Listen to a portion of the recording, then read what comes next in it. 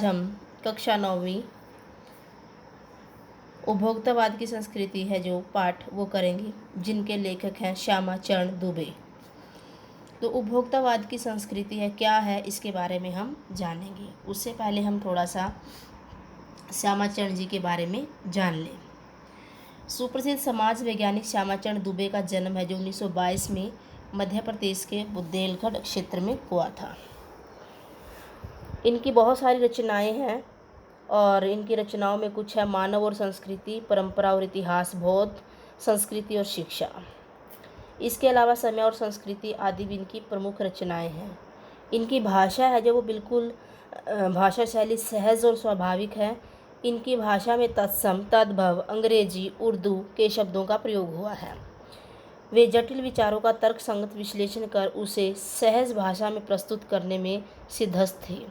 मतलब उनके विचार थे जो मुश्किल थे, जो उनको भी वो अच्छे तरीके से समझाने का प्रयास करते थे। तो इस पाठ का हम सार पढ़ेंगे कि इस पाठ में बताया क्या गया है। तो इससे सबसे पहले हम जानेंगे उपभोक्तावाद की संस्कृति, उपभोक्तावादी दर्शन है क्या चीज़ है। तो जानिए और समझिए और अच्छे से ध्यान से इस पाठ को समझिए ताकि आपको एक बार में अच्छे से समझ में आ जाए। समय के साथ जीवन शैली और जीवन दर्शन में परिवर्तन हो रहा है। उपभोक्तावादी दर्शन हम पर अपना प्रभुत्व स्थापित कर रहा है। उत्पादन वृद्धि पर बल दिया जा रहा है और यह सब कुछ हमारे भोग और सुख के लिए है। सुख की परिभाषा है जो बदल गई है। आज उपभोग भोग ही सुख बन गया है। हम लोग उत्पाद के प्रति समर्पित होते जा रहे हैं। मतलब सुविधाएं जितनी ज़्यादा होगी वही हमारे लिए सुख होगा। मतलब जो सुविधाएं हैं वो बहुत ज़्यादा होनी चाहिए, तभी हम सुखी रह सकते हैं। इसमें लेखक ने यह बताया है। वस्तुओं का जितना इस्तेमाल करोगे, जितना उपभोग करोगे, वो हमारे लिए सुख होगा। कहने का तात्पर्य कि यह है कि आज के ज़माने में जो सुख है वो सुविधाओं को ही कहा गया है। तो आगे देखते हैं। भोग विलास की वस्तुओं का अंबार। इसमें दूसरा पॉइंट बताया गया कि भोग विलास जो हमारी सुख सुविधाएं की वस्तुएं हैं उनके बारे में। भोग विलास की सामग्रियों से बाजार अटे पड़े हैं। मतलब बहुत सारे सुविधाएं हैं, लोगों को ललचाने की हर संभव कोशिश की जा रही है। दैनिक जीवन में काम आने वाली वस्तुओं को लीजिए। दैनिक जीवन, डेली रूटीन, डेली लाइफ जो है, कितने ही प्रकार के टूथपेस्ट बाज़ार में उपलब्ध हैं। हम ये डेली देखते हैं, अलग अलग प्रकार के टूथपेस्ट है जो उनकी ऐड आती है। कोई दांतों को चमकाता है, कोई दुर्गंध हटाता है, कोई पूर्ण सुरक्षा देता है। इसी प्रकार टूथब्रश, माउथ वॉश आदि को लीजिए। ये हम अनेक प्रकार की जो इसमें टीवी में ऐड आती हैं उनके माध्यम से हम देखते हैं। सबकी क्षमता अलग अलग है। यह सूची बहुत लंबी है। मतलब पता ही नहीं कितने टूथपेस्ट हैं, कितने टूथब्रश हैं, ये अलग अलग टाइप के। और उनके साथ साथ है जो सौंदर्य प्रसाधन है, मतलब सौंदर्य को बढ़ाने वाले जो साधन हैं उनकी भी भरमार है बाज़ार में। ये लीजिए, ये आपके रंग को सुंदर बनाएगा। ये लीजिए, ये आपके जो चेहरे पर कालापन है उसको दूर करेगा। तो इस प्रकार से सौंदर्य प्रसाधन है, मतलब सौंदर्य प्रदान करने वाली वस्तुएं हैं जो वो सब बाज़ार में भरी पड़ी हैं। आगे देखिए, प्रत्येक महीने नए नए उत्पाद जुड़ते रहते हैं। यही हाल साबुन का भी है। साबुन हम देखते हैं, ये लक्स लीजिए, ये लाइफबॉय लीजिए, ये आप सिंथॉल लीजिए, अनेक टाइप की साबुनें हैं। तो हमें मतलब ये अट्रैक्टिव करती हैं। ये साबुन है, ये साबुन है। कोई कहती है ये साबुन लीजिए, तरोताज़ा रखेगी, आपको पसीना रोकेगी, आपके अंदर खुशबू पैदा होगी, आपके पसीने की दुर्गंध है जो उसको भगा देगी। कोई सिनेमा के कलाकारों के सौंदर्य को बनाता है। तो ये सब है जो हम देखते रहते हैं अपनी लाइफ में। कहने का साफ साफ मतलब यह है कि बाज़ार में इतने प्रकार के साबुन उपलब्ध हैं कि हम तो निर्णय ही नहीं ले पाते कि कौन सा लेना है, कौन सा नहीं लेना है। अब जो महिलाएं हैं, सभ्य महिलाएं हैं, उच्च कुल की है, उनकी ड्रेसिंग टेबल जो होती है उस पर 30-40 हज़ार का तो सौंदर्य सामग्री ही रखी रहती है। ये समाज में प्रतिष्ठा और हैसियत को बढ़ाती है। मतलब कहने का यहाँ पर इस पंक्ति का यह हुआ कि जिसके पास ये सुख सामग्री होगी उसका समाज में सम्मान होगा, वो हैसियत से अच्छा जाना जाएगा। इसका ये मतलब है। आगे हम इसमें पढ़ते हैं कि पुरुष भी फैशन की दौड़ में है। स्त्रियां ही नहीं, आजकल आदमी हैं, पुरुष हैं, वो भी फैशन की दौड़ में पीछे नहीं है। कैसे पीछे नहीं है उसके बारे में हम जानते हैं। पुरुष भी इस दौड़ में पीछे नहीं है। पहले उनका काम साबुन तेल से चल जाता था, मतलब साबुन तेल लिया, चलो हो गया काम। अब उसमें भी कई दर्जन चीज़ें जुड़ गई हैं। लोग अपनी हैसियत जताने के लिए फैशन की दौड़ में शामिल हो रहे हैं। नए नए डिज़ाइन के परिधान खरीदते हैं, परिधान मतलब कपड़े, लाख 1.5 लाख की घड़ी लेते हैं, कीमती म्यूजिक सिस्टम लेते हैं। बेशक कंप्यूटर चलाना न आता, लेकिन फिर भी घर में रखा ज़रूर है, क्योंकि वो कहीं ना कहीं आपकी पर्सनैलिटी है, आपकी हैसियत है, उसको दिखा रहा है। खाने और विवाह के लिए 5 सितारा होटल, कम नहीं, 5 स्टार होटल चाहिए। और बीमार पड़ने के लिए भी 5 स्टार अस्पताल ही चाहिए। उसके लिए भी हम देखते हैं कि इस अस्पताल को कितना स्टार मिला है, उसी के अकॉर्डिंग हम इलाज करवाने के लिए जाते हैं। पढ़ाई के लिए 5 सितारा पब्लिक स्कूल चाहिए। इतना ही नहीं, अंतिम संस्कार और अनंत विश्राम का भी मरने से पहले ही कुछ लोग तो कीमती प्रबंध करवा लेते हैं।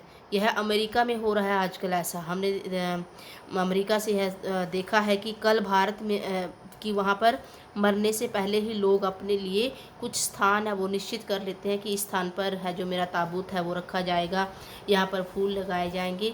तो ये हास्यास्पद है। मतलब जिंदे जी तो आदमी कर ही रहा है, मरने के बाद वो जो उसको देखने भी नहीं आएगा उसके लिए भी वो पैसे है जो लगा रहा है अपनी हैसियत दिखाने के लिए। तो कहने का यहाँ पर ये है मतलब कि प्रतिष्ठा के अनेक रूप होते हैं। आपको रिस्पेक्ट पाने के लिए या अपना नाम, अपने फेम को पाने के लिए, नेम और फेम के लिए बहुत सारे रूप होते हैं, चाहे वो हास्यास्पद ही क्यों ना हो।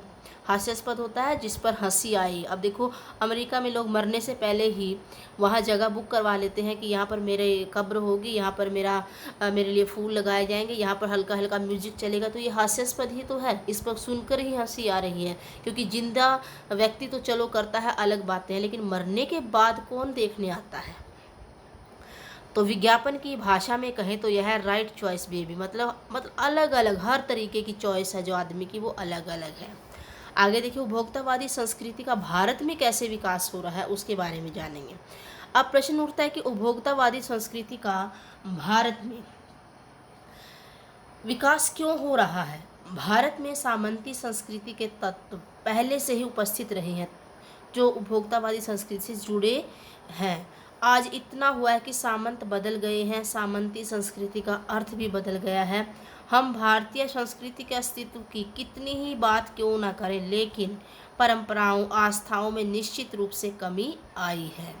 सत्य तो यह है कि हम पश्चिम की बौद्धिक सांस्कृतिक दास्ता को ओढ़ रहे हैं, पश्चिमी सभ्यता को अपना रहे हैं, ताकि हम भी उनकी तरह एक प्रतिष्ठा पाने का प्रयास कर रहे हैं, लेकिन जो सही नहीं है। हम अपनी संस्कृति को भूलते जा रहे हैं और ये जो मॉडर्न है, आधुनिकता है, इसको अपनाते जा रहे हैं। इसके कारण हम अपने संस्कार धीरे धीरे भूल रहे हैं और दूसरे की जो संस्कृति है उसको अपनाने के कारण हम भ्रमित हो रहे हैं, हम अपना रास्ता भूल रहे हैं।